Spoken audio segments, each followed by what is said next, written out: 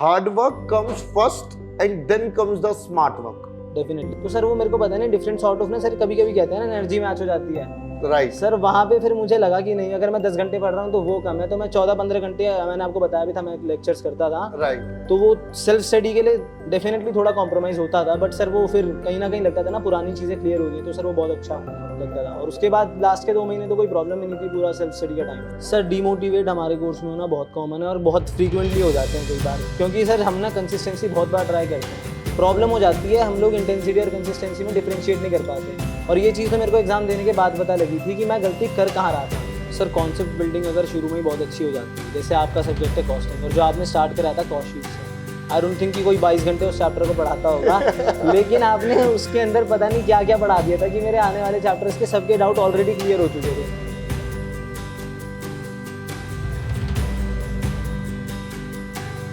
Hi guys, मैं आपका दोस्त सी एस सुनील आप सबके सामने आ गया हूं आपके लिए, सिर्फ जी हां आप ही के लिए, अपने साथ लेकर AIR42 अंश को। जी हां, अंश ने इस बार अपने नवंबर 2022 के सीए इंटरमीडिएट एग्जाम्स में स्कोर करा है AIR42। तो सबसे पहले आपके साथ आए हैं अंश यहां पर, तो कॉन्ग्रेचुलेशन अंश। सबसे पहले तो मेनी कॉन्ग्रेचुलेशंस यार, जो आपने ये टारगेट अचीव करा है, जो ये रिमार्केबल एक फीट अपनी लाइफ में एक स्टेपिंग स्टोन अचीव करा है। सो उसके लिए बहुत बहुत congratulations. Thank you so much sir. देखो अंश, ये वाला वीडियो जो है ना, ये बहुत सारे बच्चे देखने वाले हैं आज। सो आज हम आपके साथ आपके कुछ सीक्रेट्स के बारे में बात करेंगे। What you have done something different. मैं हमेशा बोलता हूं, मेहनत सारे बच्चे करते हैं, बट कुछ ना कुछ थोड़ा सा डिफरेंटली और थोड़ा सा extra, you are among those rank holders. So Ansh, पहले तो many congratulations. Ansh, how is the atmosphere at home? I remember Ansh का सबसे पहला कॉल आया एंड अंश ने मुझे सीधा बोला, सर मेरा AIR42 आया है। और उसके बाद अंश हो गया स्टॉप, क्योंकि उसके बाद हम तो अलग ही लेवल पे खुश हो रहे थे। देन मैंने अंश से पूछा, अंश मार्क्स कितने हैं? तो अंश ने क्या जवाब दिया, आओ जरा अंश से ही पूछते हैं। तो अंश, व्हाट वाज दैट स्टोरी? मेरे को छोटा सा स्टोरी बताओ, सब बच्चों को सब सुनना चाहते हैं। Sir what happened basically was I was checking the results, the site had actually crashed, तो मैं 15-16 मिनट से उसको ट्राई कर रहा था एंड देन सडनली मम्मी के फ़ोन में मैंने खोला, मोबाइल डेटा से चालू, वाईफाई से हुआ नहीं, तो जब मैंने खोला तो मुझे जो भी दिखा, मतलब मैंने बस आंख बंद करके रैंडमली देख लिया कि रिजल्ट, एंड एक्सीडेंटली वो मेरिट लिस्ट पे लग गया। आई वाज एक्सपेक्टिंग, कहीं ना कहीं बैक ऑफ द माइंड में बहुत दिन से था कि एग्जाम्स अच्छे गए हैं, तो अगर मेरे हिसाब से वैल्यूएशन होती है तो definitely I may get a rank. But sir जब देखा तो फिर तो सर क्लाउड 9 हो जाता है बिल्कुल। मम्मी उस टाइम पर बाहर गई भी थी, तो मैं एकदम बाहर भागा उनको बताने कि मम्मी रैंक आई है, और डैडी भी एकदम से फिर उठ के आ गए थे मेरे पास। तो वो तो बहुत एक सर स्पेशल मोमेंट था, मतलब अभी तक का सबसे मतलब क्रूशियल मोमेंट मेरे लिए, जो मैं कह सकता हूँ। मैं अंश इसको थोड़ा ऐसे बोलूं, ये रैंक या रिजल्ट आपने एक बार में अचीव करा, कैन आई से ये एक छोटा सा gift you have given to your family? Definitely, मतलब एक ऐसी खुशी, एक ऐसी इंपॉर्टेंट चीज जो मतलब फैमिलीज जनरली वेट करती हैं, यार हमारे बच्चे कब हमें कुछ रिटर्न देंगे। So this is a small gesture of gift you have given for their happiness, for them, for to cheer for the life time. It's not a small thing, for the life time. Definitely sir, actually क्या है ना, mummy daddy के sacrifices तो हमें पता है कितने ज़्यादा होते हैं, तो हम उनके लिए आगे जाके कितना भी कुछ कर लें, उनके जो डेट्स हैं वो कभी रीपे नहीं हो सकते।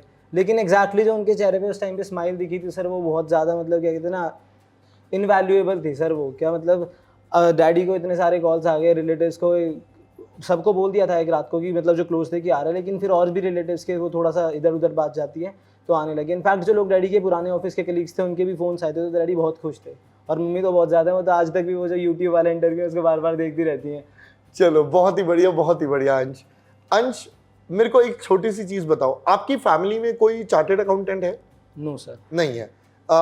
तो आपने सीए करने का सोचा कैसे था? मतलब हाउ यू थॉट कि मुझे सीए करना है? पहले तो मैं आराम आराम से चलूंगा, आपकी लाइफ में घुसूंगा मैं। हाँ सर बिल्कुल। सर हुआ क्या, 8th क्लास 9th क्लास तक हम अपना दिमाग बना लेते कि हमें साइंस लेनी है, कॉमर्स लेनी है।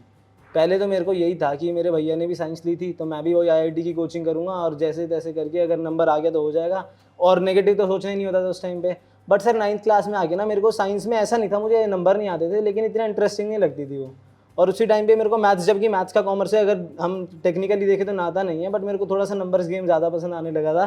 तो फिर मैंने सोचा कि मैं लूँगा कॉमर्स। लेकिन एक दिन मम्मी वैसे ही बोल रही थी, मम्मी काफ़ी टाइम से, कि CA लोग के पास पैसा बहुत होता है इसमें कोई झूठ नहीं है। तो मतलब हमें ये तो पता नहीं था मेहनत कितनी होती है। तो सर बस छोटे से होता है, मिडिल क्लास फैमिली में हमारा यही होता है कि सबसे पहले पैसा बहुत होना चाहिए।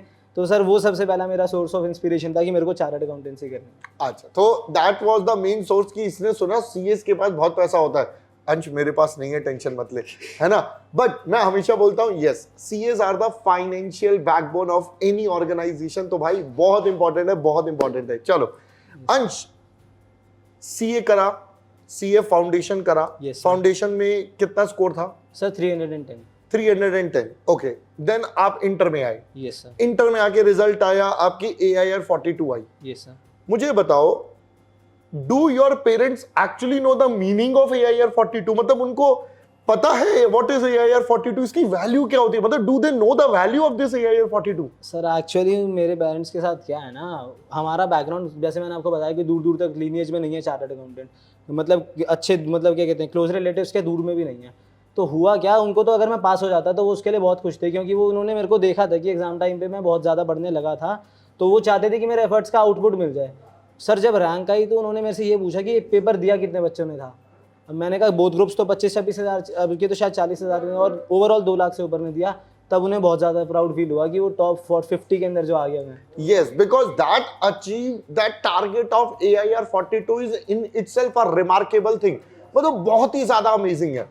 चलो अंश, अब एक एक करके आपके कुछ पर्सनल एरियाज पे मैं फोकस करूंगा, ठीक है? चलो अंश के साथ जब मैंने पहली बार बात करी थी after the result, I know अंश ने एक बहुत इंपॉर्टेंट बात बोली थी जो मैं जनरली मानता हूं, मैं personally I believe on that. Ansh, मेरे को याद है the first interaction we had, आपने कहा था कि sir thank God my efforts got converted into results. Yes sir. Right, तो व्हाट डू यू से कि मतलब इसमें लक का कितना बड़ा रोल है या लक का कितना बड़ा फैक्टर रहता है? इफ आई से मतलब एफर्ट्स तो रहेंगे ही रहेंगे, but how much you give a ratio of luck versus efforts? Sir मेरे हिसाब से तो 10-90 होता है, लक 10% है। अगर एफर्ट्स हम स्टार्ट ही नहीं करेंगे तो वी कैन नॉट एक्सपेक्ट कि luck will be on our side. तो वो तो बहुत मतलब बेकार चीज़ हो जाती है अगर हम उस चीज़ को सोचने लगें। और सर लक आता कहाँ से सर? फिर मैंने जैसे उस दिन बोला था सर, अपनी फेथ होती है हर किसी की। So we believe in certain things. मैं भगवान में थोड़ा ज़्यादा मानता हूँ इस चीज़ को लेके। तो मुझे वहाँ से वो सोर्स ऑफ इंस्पिरेशन मिलता है कि अगर मैं अपने एफर्ट्स डालता रहूँगा तो luck will be definitely on my side. उस चीज़ को मैं सोचूंगा भी नहीं फिर। और सर रिजल्ट्स में थोड़ा इस बार रिफ्लेक्ट हो गया।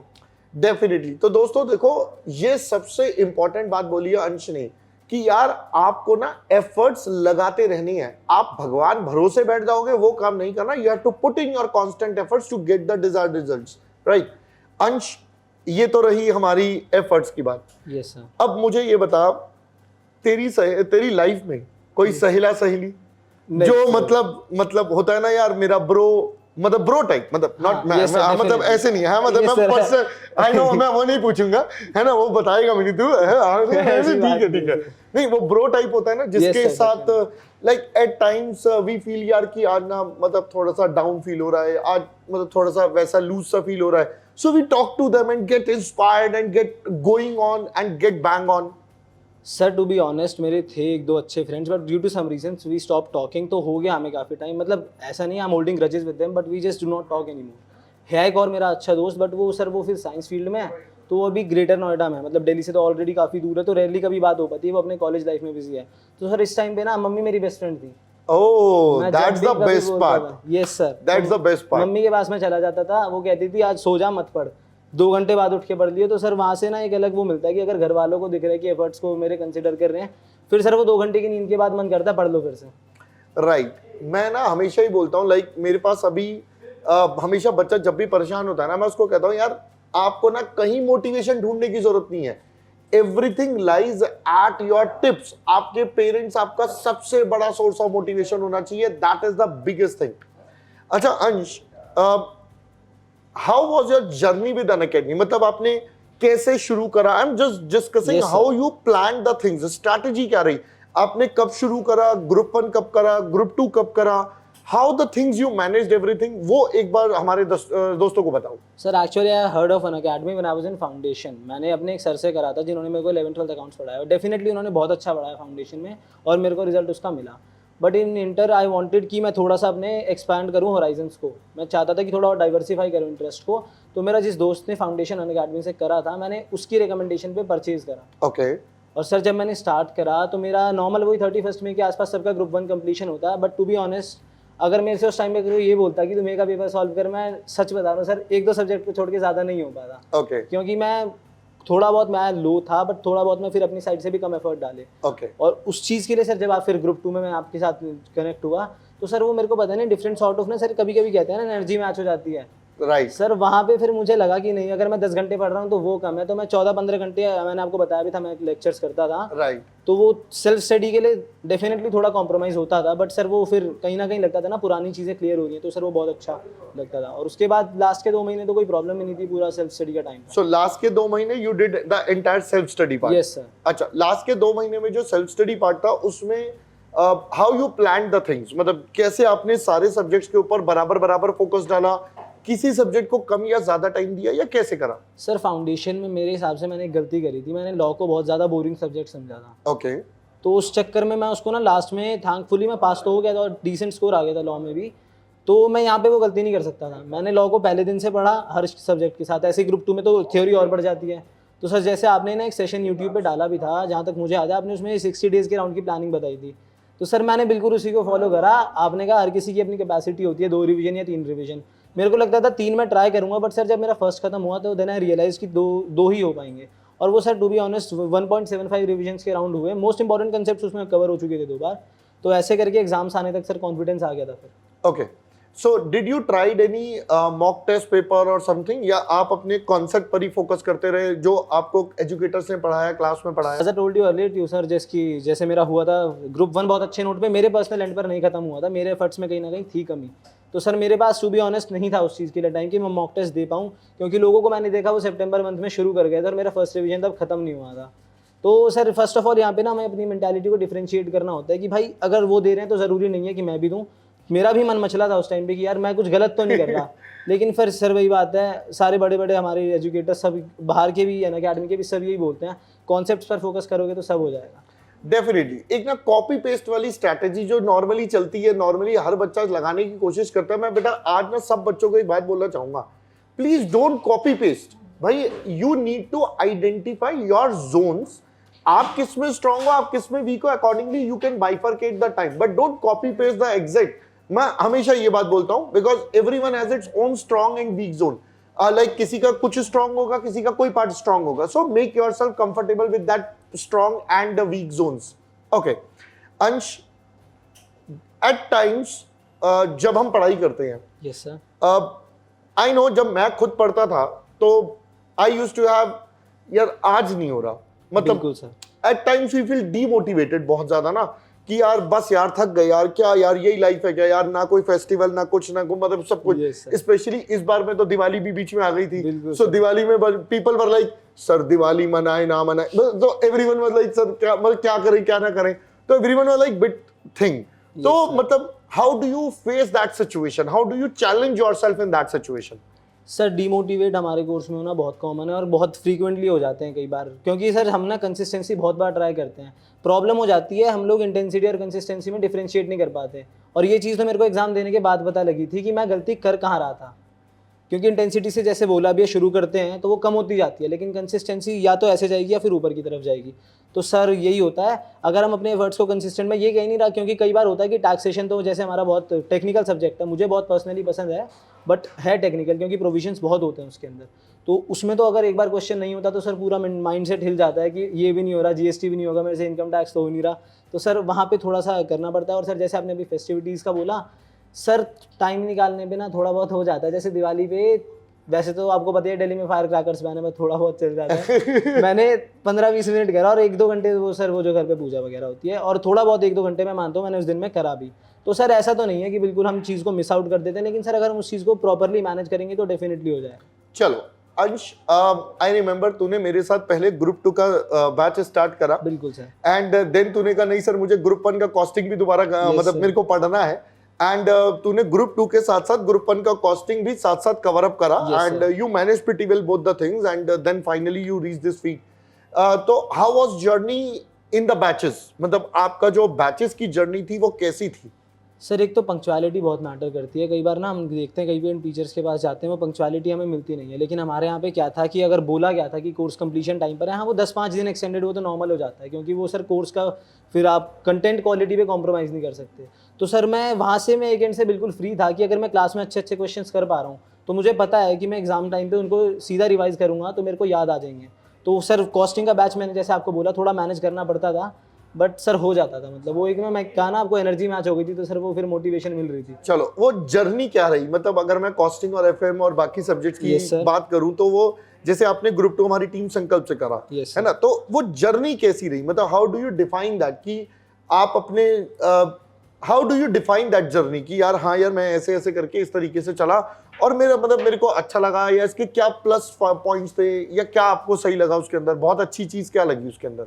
सर मोस्ट इंपॉर्टेंटली हमारे कोर्स में क्वेश्चंस इतने सारे हैं, हर कोई भी सब्जेक्ट हो तो सर डाउट्स लेके आते हैं हम सब।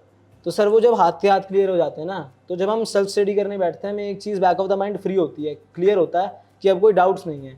पुराने वाले को रिवाइज करो, 2 बार करो, 4 बार करो। तो सर वहाँ पे बड़ा वो मतलब एक कहते हैं ना पॉजिटिव पॉइंट मेरे को लगा। ऊपर से सर जैसे आपका था कि आप तो जब मैं पूछता था मोस्टली आप 10 मिनट के अंदर जवाब, रेयरली कभी होता होगा 1-2 घंटे में, बट आप हमेशा देते थे। और सर सब एजुकेटर्स ने इस तरीके से ही करा, तो बहुत ज़्यादा सर एक वो फिर जब आपके एफर्ट्स बहुत सारे थे, जैसे आपने तो एग्जाम टाइम पर सीरीज़ लाई थी, टू बी ऑनेस्ट मैं नहीं देख पाया था क्योंकि आपको मैंने बताया कि मैं सेल्फ स्टडी से थोड़ा कर रहा था। बट सर वो मुझे दिख रहा था कि ये अगर एजुकेटर्स कर रहे हैं, तो मेरे दिमाग में ये था कि मैं किसी को स्ट्रैटेजी में कॉपी ना करूँ, लेकिन अगर वो एफर्ट्स में तो मैं उनको कॉपी कर सकता हूँ कि बच्चे अगर यूट्यूब सेशन कर रहे हैं तो मैं एटलीस्ट उससे ज़्यादा ही आउटपुट निकालूँ अगर मैं वो यूट्यूब पे नहीं देख रहा हूँ तो। राइट, तो ये था अंश। अगर मैं आपको बोलूं कि आपका एक जर्नी सिंस 10th क्लास, जैसे आपने बोला कि 10th तक आप ठीक एक एवरेज बच्चा थे, थोड़ा थोड़ा इंटरेस्ट था, थोड़ा थोड़ा कम था, कुछ चीजों में था। तो अगर मैं 11th 12th की बात करूं और जब बच्चा इंटर फाउंडेशन स्टार्ट करता है, फाउंडेशन पास करता है, देन फिर उसके सामने इंटर आता है। Yes sir. तो फाउंडेशन से जब इंटर पर स्विच करता है तो मैंने देखा है कई बच्चे ना स्पेशली कुछ सब्जेक्ट्स को लेकर काफी ज्यादा मतलब होता ना अनरेस्ट हो जाते हैं, अनईजी हो जाते हैं यार, मतलब ये कैसे हो रहा है यार, ये तो मेरे को समझ ही नहीं आ रहा यार। जैसे स्पेशली अगर मैं बात करूं कॉस्टिंग और टैक्सेशन, अगर मैं ग्रुप 1 में बात करूं, अकाउंट्स और लॉ हमने एक बार को पहले पढ़ा हुआ होता है कहीं ना कहीं फाउंडेशन में, तो एक कनेक्ट कहीं ना कहीं होता है, बट कॉस्टिंग और टैक्सेशन बिल्कुल न्यू पार्ट होते हैं। तो how did you manage that? Sir जैसे आपने कहा कि वो सबको लगता है थोड़ा अनरेस्ट की सिचुएशन क्रिएट हो जाती है, मेरे साथ भी हुई थी। लेकिन सिर्फ एक ही चीज़ है सर, दोनों पहली बात तो प्रैक्टिकल सब्जेक्ट्स हैं, तो सर सभी टीचर्स बोलते हैं, आप भी यही बोलते हो, प्रैक्टिस जितनी करोगे उतना ज़्यादा क्लैरिटी आएगी। तो सर जितना बार प्रोविजंस को पढ़ा, इनफैक्ट मैंने टैक्सेशन तो सबसे ज़्यादा बार 4 से 5 बार पूरा कोर्स पढ़ दिया था। Oh great. तो उस चक्कर में लास्ट में एग्जाम देते देते मुझे काफ़ी क्लैरिटी आ गई थी। चलो बहुत बढ़िया। मैं ना हमेशा एक बच्चों से बात बोलता हूँ,